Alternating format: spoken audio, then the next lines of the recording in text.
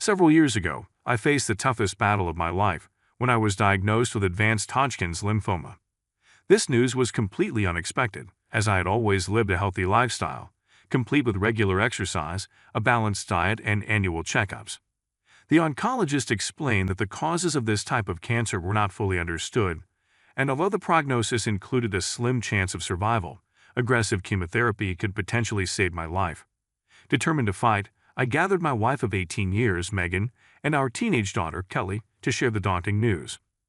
Their initial reaction was one of devastation, but I tried to instill hope, promising to do everything in my power to overcome the illness.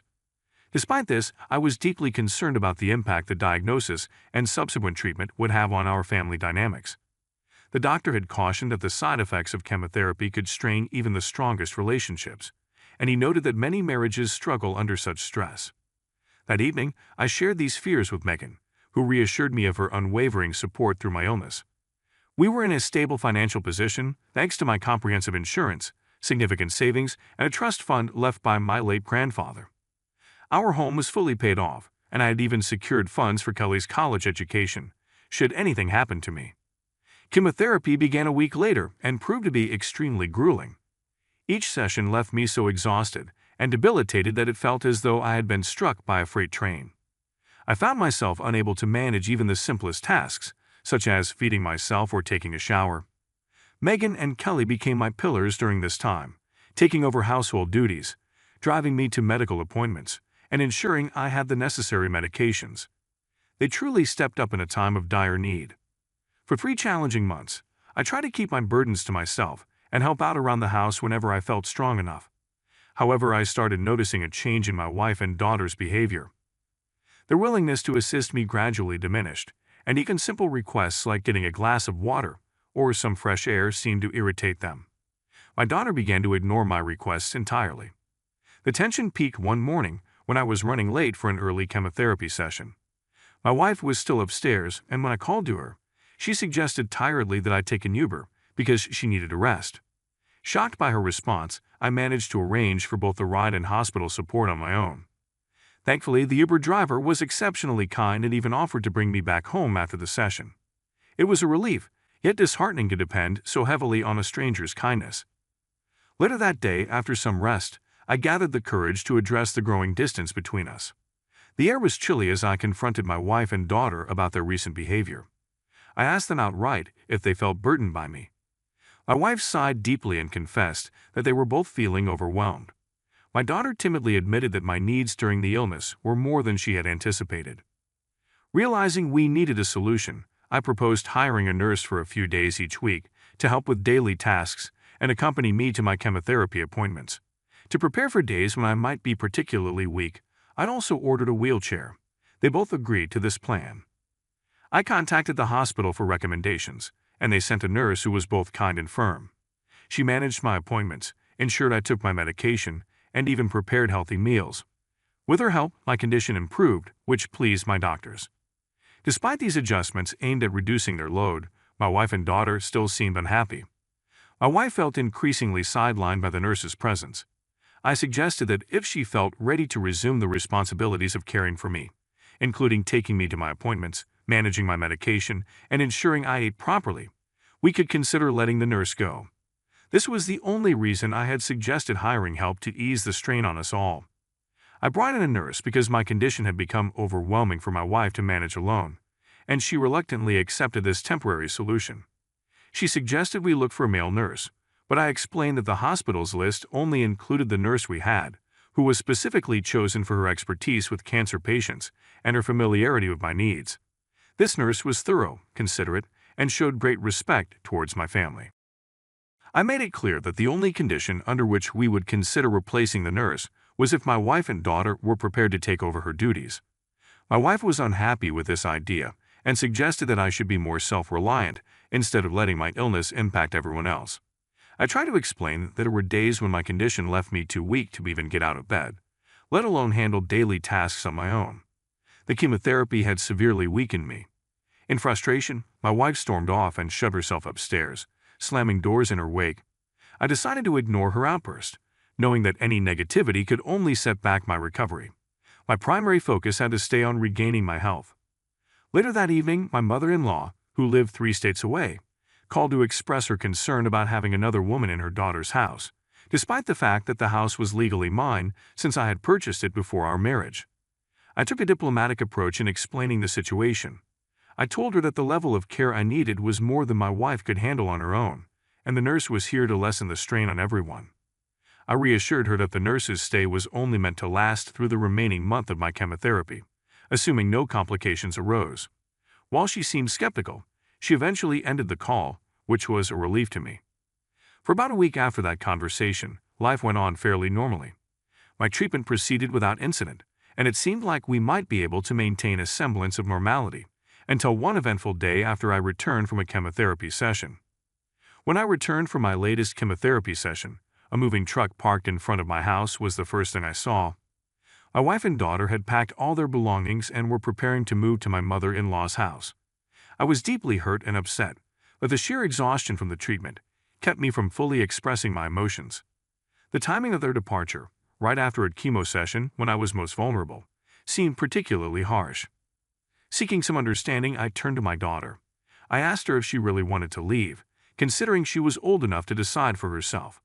Her response was heartbreaking. She told me that she found it too difficult to be around me during my illness and preferred to live with her mother. Watching them drive away, I felt a profound sense of abandonment, which was one of my biggest fears when I started chemotherapy. In the midst of this emotional upheaval, my brother offered his support. He had noticed the nurse spending extra time with me that day and asked if I had any family nearby who could help. Although he lived 5 hours away and had his own family responsibilities, he didn't hesitate to take some time off work to stay with me.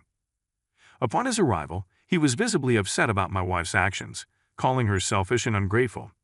He reminded me that throughout our marriage, I had ensured she never had to work and always had everything she needed. His leave was only for a week, but he proposed another solution. His sister-in-law, Hannah, was in the middle of a difficult divorce and needed a safe place to stay. Hannah was studying radiology on a scholarship at a nearby university, and my house was conveniently closer to her campus than her current residence. We agreed that Hannah could stay with me. It would give her a place to escape the stress of her divorce, and I would have someone around in case of emergencies. I assured my brother that Hannah wouldn't have to worry about rent. Her company was more than enough compensation. She could pick any of the remaining rooms. I wasn't particular, as my wife and daughter had taken most of our belongings. Hannah moved in on the day my brother had to return home. He helped her settle in, and she was incredibly grateful for the opportunity to stay. She promised to be considerate, keep the place tidy, and help out wherever needed.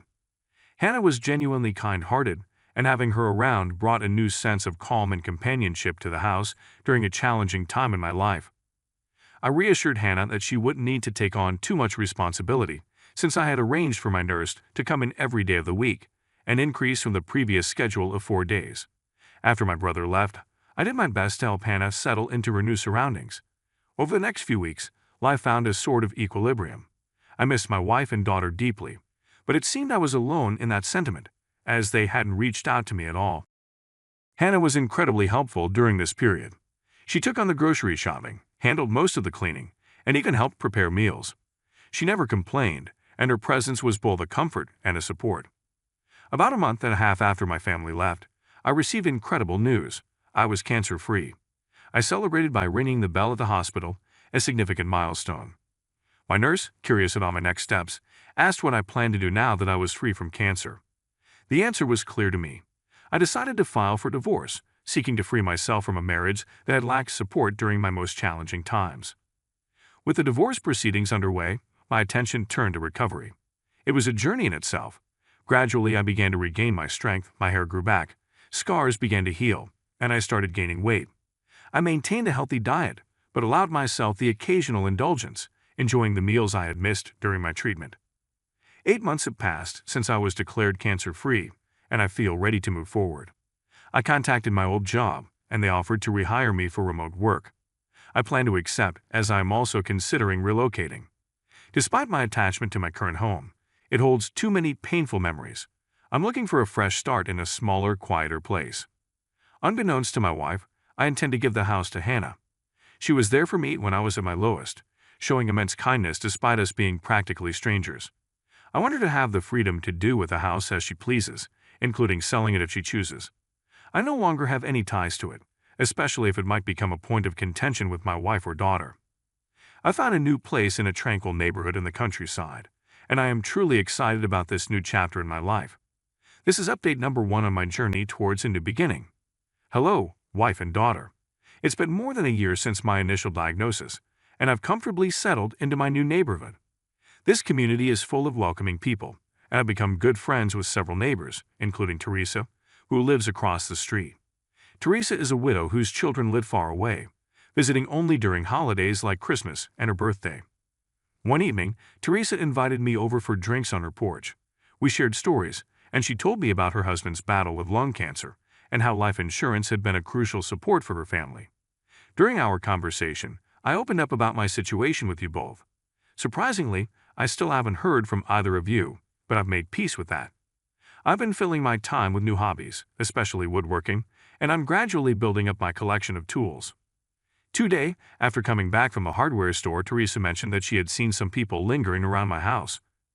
They didn't do anything suspicious, but they knocked a few times, looked around, and waited in their car for a while. Teresa thought about calling the sheriff but held off, suspecting they might be family. When she described them, I realized she was talking about you too. I'm puzzled about how you found my new address, since only my brother and his wife know where I live. Teresa promised that if you returned, she would handle it and advised me not to confront you, given your abandonment during my toughest times. That night, I called my brother, who informed me that you had been causing trouble for Hannah and her roommate at my old house. Thankfully, Hannah had all the necessary documents to prove her ownership, which she had purchased from me. A wise decision on her part. Feeling sorry that Hannah had to endure this because of my family, I called her to apologize. If there's another visit, I hope to resolve the situation permanently. Regarding the divorce, my lawyer sent the documents to your mother's house, but they might have been dismissed as junk mail. At this point, I'm moving on, as our relationship is effectively over. Update number 2, you showed up again at my house, but earlier in the day while I was working remotely. When I heard the knock, I immediately turned to my security cameras to confirm my suspicion it was indeed them. My ex-wife appeared unchanged, but Kelly had matured into a young woman. Following the plan Teresa and I had discussed, I stayed indoors but moved closer to the door to better hear the exchange. Teresa, always the helpful neighbor, approached them to introduce herself. My wife inquired if she knew a man named James who used to live there. Teresa seemed as perplexed as I felt and questioned the phrasing used to. My wife then claimed that her husband, referring to me, not as her ex-husband, had lived here before his recent, untimely death after an extended hospital stay. I was astounded by this false narrative, as there was absolutely no record of my death, especially not at the hospital where I received my treatment. My wife further asserted that they were the rightful next of kin, implying ownership of the home.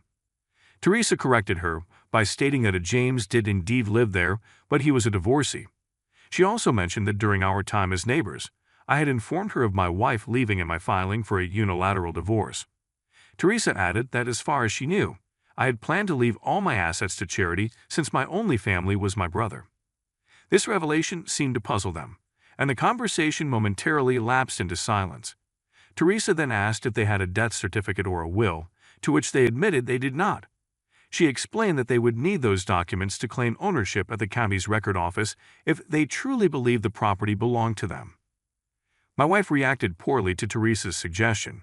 She questioned Teresa's authority, accusing her of being overly nosy and demanding she mind her own business.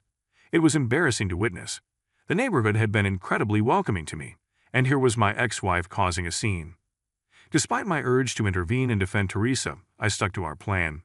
Teresa, ever gracious, apologized for any misunderstanding and explained she was only trying to help. She then returned to her house, and shortly after, my ex-wife and daughter left. I was relieved they were gone but felt a strong sense of gratitude towards Teresa for handling the situation with such dignity, protecting both my privacy and peace. I made my way over to Teresa's house to apologize for the disturbance. She dismissed it with a wave of her hand, commenting that while she found my wife's behavior distasteful, the outburst was somewhat amusing to her. I wished I could see the humor in it too, but knowing my wife's temper, I was concerned about what could happen if she returned. And indeed, she did come back the very next day. I was in my home office, deeply focused with my noise-canceling headphones on, when a loud crash jolted me out of my concentration. I hurried to the living room to discover my front window shattered. Outside, there was chaos, with neighbors trying to calm the situation. It turned out to be my ex-wife. She was the source of the commotion, having smashed the window herself. By the time I stepped outside, two of my elderly neighbors were trying their best to prevent her from doing further damage. Both she and Kelly were wielding bats and had already destroyed some of my potted plants. I caught hold of her arm and bluntly asked if she had lost her mind. Clearly taken aback by my presence, likely shocked to see me alive, I firmly told them to leave my property immediately or I would call the police. Unknown to me, my neighbors had already made the call. In her tone, she questioned why I hadn't reached out after recovering. She claimed that she and Kelly would have returned if they knew. I countered that when we married, we had vowed to support each other through sickness and health, a vow she had broken. I had no intention of rekindling our relationship. She was no longer my wife, as I had sent the divorce papers months ago. I reiterated my demand for them to leave. Then, she brought up our daughter, mentioning her upcoming college expenses and her inability to afford the tuition on her own. My response was cold but honest. I reminded her that Kelly had chosen to leave me too. I was prepared to relinquish all my parental rights. They should have considered the consequences of their actions before abandoning me. I wanted nothing to do with either of them. Her sadness quickly turned to anger as she called me selfish and heartless. This confrontation, though harsh, reaffirmed my decision to disconnect from a relationship that had left me isolated when I needed support the most. I couldn't help but find the irony in the situation slightly amusing. My ex-wife, of all people, was calling me selfish. In a moment of anger, I retorted, calling her an entitled jerk and firmly stating that she would not receive another dime from me. Just as I said this, she swung a bat at me, but the timing couldn't have been worse for her, as the police arrived just in that moment. The officers immediately intervened, arresting both her and my daughter. They inquired if I wanted to press charges, and without hesitation I agreed. As my ex and daughter were being led to the police car, they began crying loudly, but their tears did not move me. I had recorded the entire incident, including my wife smashing the window, and had already handed the footage over to the police. After finishing up my work for the day, I ordered a replacement for the broken window and started cleaning up the shattered glass. For the time being, I secured the window with a tarp to keep the elements out. Teresa kindly lent me some buckets to house my plants until I could get into pots. Curious about what drove my ex-wife to such extremes, I did some investigating. It turned out that her mother had passed away 4 months earlier, and they discovered that the house they were staying in belonged to her husband's cousin, not to them. The cousin had decided to evict them because he planned to sell the property. With nowhere to go following the sale of most of their belongings, my ex-wife and daughter had been living in a motel. Their desperation led them back to our old house, where seeing Hannah led them to wrongly assume I had died. They began snooping around for any possible records of my assets or purchases, which eventually led them to me. Now they faced charges for vandalism, attempted break-in, and attempted assault. Since Kelly is a minor, she is sentenced to community service, but my ex-wife faces jail time for her premeditated actions. I am also considering obtaining a restraining order to ensure my safety and peace of mind. At least for now, I can rest easy knowing I won't have to deal with any further disruptions from her for quite some time.